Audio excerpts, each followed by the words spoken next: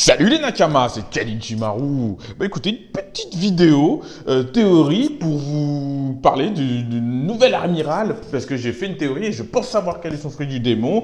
Donc voilà, par contre, il y a un hic. Où est passé mon générique?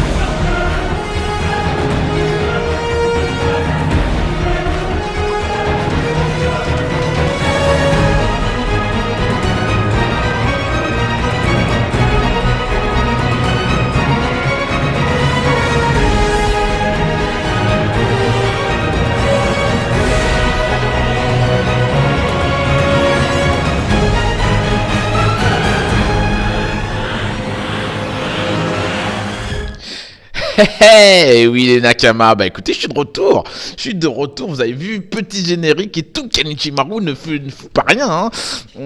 Du coup, je revenais pour faire cette petite théorie sur l'amiral, et je revenais aussi, déjà j'espère que vous êtes contents, vous voyez que si je suis parvenu, c'est parce que je suis en train de retravailler, j'ai une dizaine de vidéos que je retravaille sur ce format, donc en fin de vidéo ou en commentaire, vous me direz ce que vous pensez de ce nouveau format. J'essaye d'être un peu, comme je vous l'ai dit, d'être un peu esthétique, je prends des cours pour que vous kiffiez un peu plus, et d'essayer de réduire le format de vidéo à 10-15 minutes. Donc voilà, donc une petite théorie, cette fois-ci pour parler de l'amiral, le nouveau amiral Green Bull, putain, je sais plus quoi dire, Green Bull, hein, donc Ryugyukyu, parce que je pense tout simplement connaître son pouvoir. C'est aussi simple que ça, je pense avoir découvert quel est son pouvoir et je vais vous l'expliquer un peu.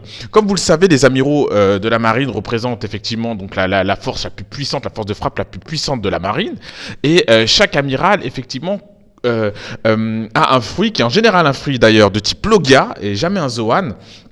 Ni un Paramecia, c'est un pouvoir de type Logia, parce que c'est considéré d'ailleurs comme le pouvoir le plus puissant, et chaque amiral non seulement a un fruit du démon, mais en plus possède aussi une couleur et un animal qui lui est attribué. Donc en fonction de ces couleurs, je pense avoir pensé quel est le pouvoir, et en fonction de plusieurs déductions que je vous expliquerai, avoir découvert le pouvoir de ce nouvel amiral. Alors déjà on sait qu'effectivement donc les amiraux qu'on connaît, il y a les trois anciens, donc Aokiji, donc c'est le bleu, c'est la glace, parce que le bleu ça fait soit la glace soit l'eau. On a Kizaru, c'est le jaune c'est la lumière. Comme je vous le dis, je prends par exemple Pokémon. Dans Pokémon, vous avez Carapuce c'est l'eau, c'est bleu. Vous avez Pikachu c'est jaune, c'est l'électricité, c'est la lumière, voilà. Et vous avez Akainu c'est rouge, c'est donc le rouge c'est quoi? C'est comme pour reprendre Pokémon, le rouge c'est le feu ou le magma. Vous avez Magmar et vous avez par exemple Dracofeu, voilà. Fujitora lui c'est purple, donc en gros c'est violet, c'est la gravité. Donc la gravité en général aussi, le violet, les japonais utilisent aussi beaucoup le violet pour aussi signifier dans les mangas, dans les animes si vous regardez, le poison. Donc voilà, donc c'est assez marrant. Pourquoi je vous fais un peu le parallèle avec les Pokémon ou même de manière générale, je vous renvoie d'ailleurs à l'imaginaire beaucoup comment ils utilisent dans les mangas les japonais des codes couleurs pour signifier des choses. C'est parce que je pense que tout simplement il a suivi Oda une même logique entre guillemets, et en nous disant déjà que le futur amiral était vert, c'était green, il a voulu nous signifier quelque chose en fait à travers cela, c'est-à-dire il a voulu nous signifier son pouvoir. Il y en a beaucoup qui ont parlé de pouvoir, j'ai vu quelques théories là-dessus en disant oui mais il a un Zoan, d'autres qui disaient non il a pas un Zoan, il a un Logia, parce que tous les amiraux ont des Logia, donc c'était bien, mais ils ont commencé à dire il a le Logia du vent, il a le Logia du ceci. Je ne pense pas. Je pense que en fait, pourquoi je vous ai fait la petite accroche sur les couleurs? Parce que tout simplement, je pense que Oda, il suit aussi un code couleur, et à travers ce code couleur, en fait, il nous donne tout simplement des indices. Et il faut prendre aussi en considération que les mangas, et One Piece ne faisant pas exception, puisent très largement dans l'imaginaire collectif japonais. Donc, les mangas, c'est avant tout destiné pour les Japonais et ensuite pour les Occidentaux, les Européens comme nous et les Américains, ainsi de suite. Mais il ne faut pas oublier ça. Pourquoi je vous dis ça? Parce que, par exemple, des gens peuvent être surpris dans Naruto, même dans d'autres mangas. Par exemple, je ferai le point avec Naruto, vous allez comprendre pourquoi. Les gens peuvent être surpris et se dire, Barbe Blanche, il avait un fruit, c'était le fruit en gros, c'était une sorte de paramécia, mais quoi, le fruit de la secousse sismique, voilà, en fait, en gros. Bon, non, c'est un fruit vite fait, voilà. Non, parce qu'en fait, ça fait appel à l'imaginaire des Japonais. Pourquoi? Parce qu'il te dit, pourquoi il disait que c'est le fruit de Barbe Blanche, c'était le plus puissant? Parce que tsunami, parce que ainsi de suite. Il faut reprendre aussi, effectivement, ce que ça signifie pour les Japonais. Et de la même manière, pourquoi je pense que le code couleur est important et que pourquoi je pense que Green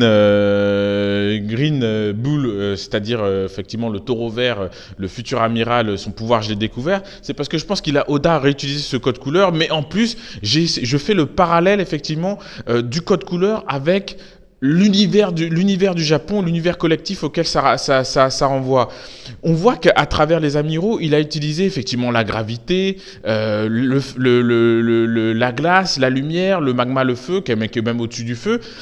Et il y a une chose qui n'a pas du tout été utilisée dans Naruto, qu'on peut voir dans beaucoup de mangas, donc au-delà de ces pouvoirs-là, c'est le pouvoir, et là c'est pour ça que je vous fais le parallèle avec Naruto et One Piece, c'est le pouvoir de la nature. Quand je dis le pouvoir de la nature, c'est entre guillemets le Mokuton. C'est le Mokuton d'Arashima. Souvenez-vous, dans Naruto, Arashima Senju, il a la technique, le Kekkei le plus puissant, c'est le Mokuton. Et je pense que tout simplement, notre ami l'amiral, le taureau vert, en fait, son pouvoir, c'est une sorte de pouvoir de la nature de générer et de contrôler des plantes, de les créer à partir de rien, ex nihilo, de créer effectivement à partir de l'eau, à partir de toute chose, effectivement des plantes, de la nature, ainsi de suite. Ce pouvoir, il a l'air peut-être pour vous qui écoutez cette théorie stupide, mais souvenez-vous d'une part dans One Piece, dans Naruto, ce qu'il en a fait, Arashima Senju et Kishimoto, mais souvenez-vous aussi que ce que ça renvoie, ce pouvoir, pour l'imaginaire collectif japonais, pas pour nous. Une fois de plus, Oda s'adresse à des Japonais. Et très souvent, vous voyez, il y a des pouvoirs qui reviennent très souvent dans les mangas japonais. Donc, effectivement, l'eau, la glace, le feu, et ainsi de suite. C'est des pouvoirs alimentaires de base. Mais vous avez aussi une sorte de pouvoir. Très souvent dans les mangas, ça revient, comme ils l'ont montré dans Kishimoto, dans Naruto. C'est le Mokuton, cette espèce de pouvoir de la nature. Vous l'avez même dans des jeux comme Tekken. Vous aviez un personnage qui s'appelait Mokujin, qui était capable de tout copier, qui était capable de copier toutes les techniques de tous les personnages. Donc voilà, c'était marrant. Donc voilà, souvenez-vous de ça. C'était ma petite théorie. Voilà, dites-moi ce que vous en pensez. Parce que souvenez-vous d'ailleurs, en termes de foreshadowing, on sait que le pouvoir de Fujitora, il est ultra puissant. C'est une sorte de pouvoir de la gravité. Et d'ailleurs, notre ami Doflamingo, il le dit. Il le dit. Ah ouais, tout. On m'a dit que toi, mais aussi surtout que le taureau vert, vous êtes des monstres de puissance. Vous voyez ce que je veux dire? Des monstres de puissance. Donc voilà, ça c'est important. Donc je pense que c'est ce pouvoir. Je pense que ça serait cohérent par rapport à effectivement, on va dire la puissance et ce que Oda, à travers les codes couleurs, a commencé à nous donner comme idée des pouvoirs. Comme je vous l'ai dit au début de la vidéo, Aokiji c'est bleu c'est glace ou c'est eau. Le jaune c'est lumière, c'est électricité. Le rouge c'est feu, c'est magma. Voilà, bref. Donc je pense que c'est ça. Dites-moi, lâchez des commentaires, dites-moi ce que vous en pensez. Ouais, ta théorie Ken et tout, c'est de la connerie. Oui, on pense que c'est cohérent. Souvenez-vous que j'ai conçu cette théorie, je me suis dit, il faut que ça colle à l'univers japonais, il faut que ça colle à l'imaginaire collectif japonais, pas à mon délire à moi, pas à notre délire à nous qu'on veut tous, mais que ça colle à l'imaginaire japonais. Et effectivement, quand j'ai réfléchi, je me suis dit quand même, il y a un pouvoir qui est jamais apparu, cette espèce de pouvoir de la nature, ce pouvoir du Mokuton, ça peut être un fruit Moku. Par exemple, je dis une bêtise, un Logia, le Moku, qui peut avoir le pouvoir de créer des plantes, de la nature, de la forêt, et ainsi de suite, et tous les contrôler façon Hashirama Senju. Donc voilà, dites-moi ce que vous en pensez. Lâchez des commentaires, lâchez des likes. Dites-moi ce que vous pensez aussi dans les commentaires de ce nouveau format vidéo. J'essaie de fouiller un peu plus, de rendre les choses un peu plus esthétiques pour vous. Faire les formats aussi, vous m'avez demandé un peu plus court. Ouais, Ken, fais en sorte que ça dure 10-15 minutes, pas plus.